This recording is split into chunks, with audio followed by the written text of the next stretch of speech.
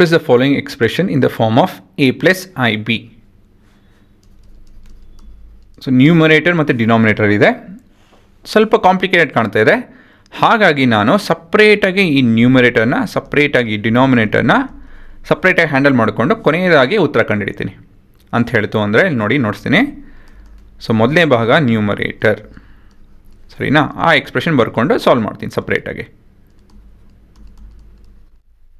So expression ಬರ್ಕೊಂಡೆ, ಇವಾಗ ಇದನ್ನು solve ಮಾಡೋಣ. ಹೇಗೆ ಮಾಡೋದು ಇದನ್ನು? So this is of the form a plus b into a minus b, which is a square minus b square. ಆಯಿತಾ? So this is 3 square minus I square root 5 square.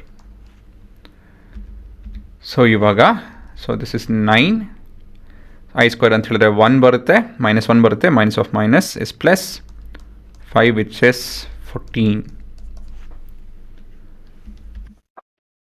ಮತ್ತು ಮುಂದೆ denominator so root 3 plus root 2i minus root 3 minus root 2i ಅಲ್ವಾ? So